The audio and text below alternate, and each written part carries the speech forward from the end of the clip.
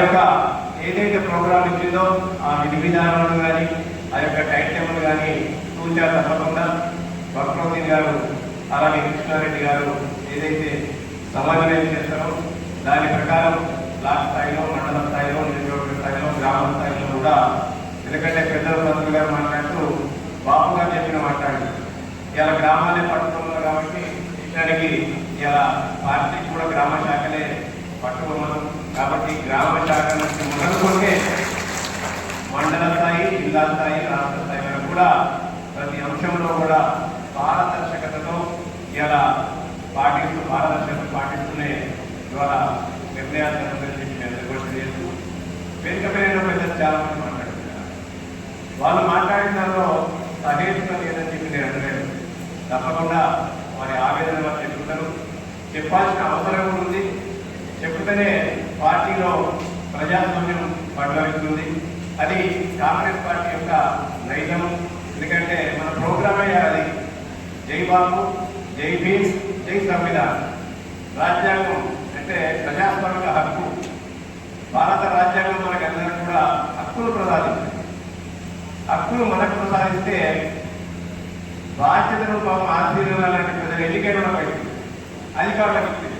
ఇక్కడ చాలా మంది ఎమ్మెల్యేలు ఏమనుకుంటారంటే మేము పైన మంత్రులు కాదని మేము పైన మేము అధికారం, నేను చెప్పిందే వేదం, నేను చెప్పిందే నడవాలి. ఐఏఎస్లు ఐపీఎస్ కూడా అదే అనుకుంటారు, నేను చెప్పిందే వేదం, నేను చెప్పిందే నడవాలనుకుంటారు. కానీ బాబు గారు రాసిన రాజ్యాంగంలో హక్కులు మనకిచ్చిండ్రు, బాధ్యతను వాళ్ళకి ఇచ్చిండ్రు. అది మన భారత రాజ్యాంగం యొక్క గొప్పతనం. ఆ భారత రాజ్యాంగం యొక్క గొప్పతనం ఉంది కాబట్టి ఇలా భారతదేశం ఇంత గొప్పగా ప్రపంచ దేశాల ముందు తలెత్తుతూ తిరుగుతున్నారు. అనేక మతాలు ఉన్న దేశం ప్రపంచంలో. ఒకవైపు కమ్యూనిజం ఉంటుంది, అనేక విధాలలో కమ్యూనిజం ఉంటుంది, ఫ్యూడలిజం ఉంటుంది, పార్టీలు ఉంటుంది, కానీ ఫెడరలిజం ఉంటుంది. కానీ మనదంతా కూడా ప్రజాస్వామ్యం, మనంతా కూడా ఆ ప్రజాస్వామ్య పద్ధతిలోనే ఫెడరలిజం వేసుకుని మనం నడుస్తుంది కాబట్టి ఇంత గట్టి ఉన్నది కదా. ఇంతమంది పెద్దలందరూ కూడా మాట్లాడుతూ చెప్పింది కదా సీనియారిటీ. నేను తప్పకుండా సీనియారిటీ ప్రభుత్వం గౌరవించాల్సిందే. సీనియారిటీతో పాటు సిన్సియారిటీ ఉండాలి, పార్టీ పట్ల నిబంధన కూడా ఉండాలి.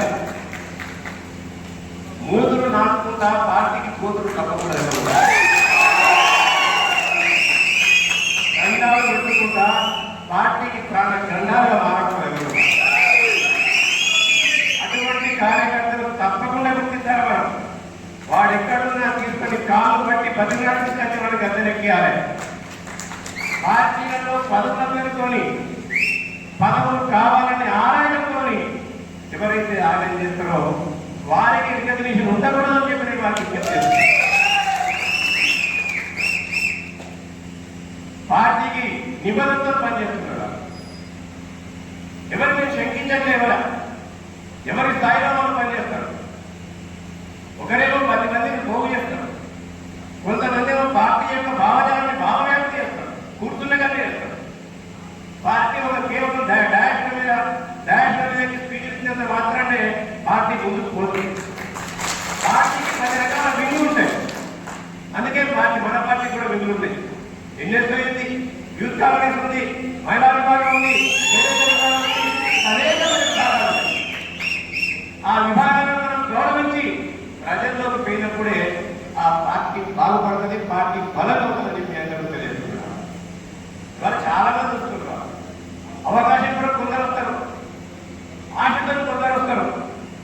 అవకాశంతో ఆశతో వచ్చిన వాళ్ళు ఆత్మశుద్ధితో పనిచేసే పార్టీ కూడా తప్పకుండా పార్టీ బాగుంటుంది.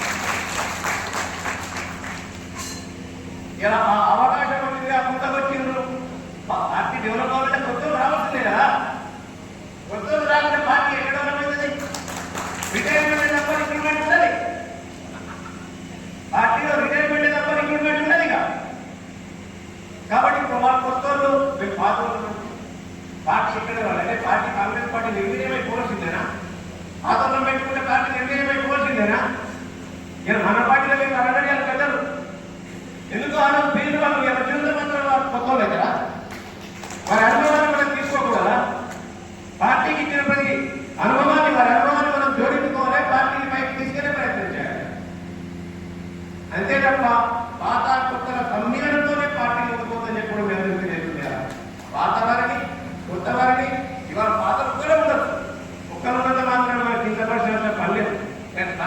కష్టపడి ఉన్నాడు. కష్టకాలంలో ఎవరు లేనప్పుడు అన్ని జెండాల మధ్యన ఏవేవో వేరే వేరే జెండాలు ఉన్నాయని మన జెండా పట్టుకుని ధైర్యంగా ఉన్నాడు కాబట్టి అతన్ని కూడా మనం పాటించాల్సిన బాధ్యత, అతన్ని కూడా మనం గౌరవించాల్సిన బాధ్యత మనకు ఉంటుంది. ఎందుకంటే జెండా కింద పడకుండా పట్టుకొని ఉంటాడు. నేను ఒకటే నేను విజ్ఞప్తి చేస్తున్నా, దయచేసి పొద్దున కూడా ఒక పార్టీ, సాయంత్రం ఇంకో పార్టీ వాళ్ళకు వాళ్ళని కూడా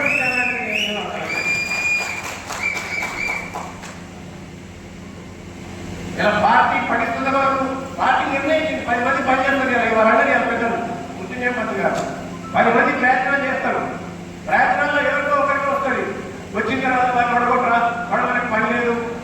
మరి నేను ఉదాహరణ చాలా చెప్పాల్సిందే. నా టికెట్ వచ్చిన తర్వాత ఏం మాట్లాడిన అవన్నీ కూడా తెలుసు.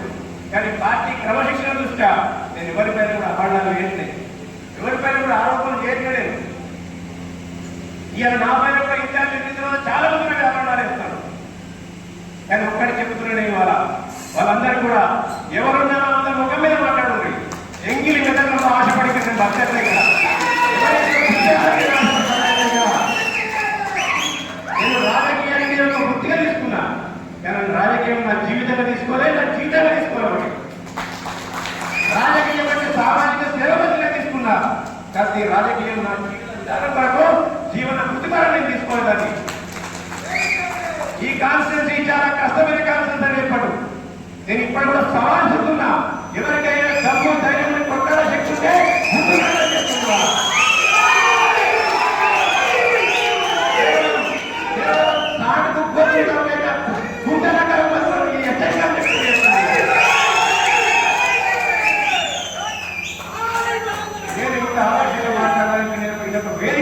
ఎందుకంటే మీరందరూ కూడా నా కుటుంబ సభ్యులు. ఈ ప్రభుత్వం అధికారంలో వచ్చిన తర్వాత నా పైన అనేక మంది చిల్లర కాదు, చిల్లర మాటలు మాట్లాడుతున్నారు. వాళ్ళు నేనేందో నా గుణం ఏదో సిరిసిల్ల ప్రజలందరూ కూడా తెలిసి వాళ్ళ ఎవరో కొంతమంది నా పైన అబద్ధాలు వేసినంత మాత్రాన నేను కుంగిపోవడం కూడా తెలియజేస్తున్నారా.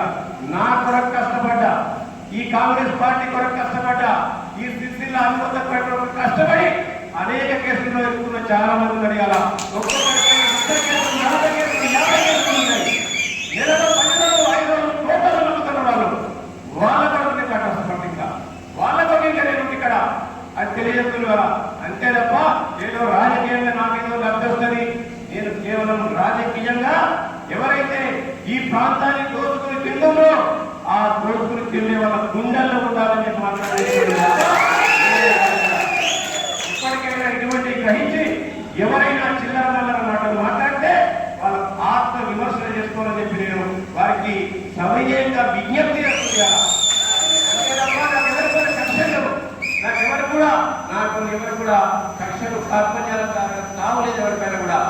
ఎందుకంటే నాకు ఎవరితో గెట్టు పంచాయతీ లేదు. నా ఇంటి పంచాయతీ ఎవరికి ఏమని ఉంటే రాజకీయ పంచాయతీ ఉండదు తప్ప రాజకీయ పంచాయతీ ఎదురు రాజకీయ పార్టీలు ఉండాలి.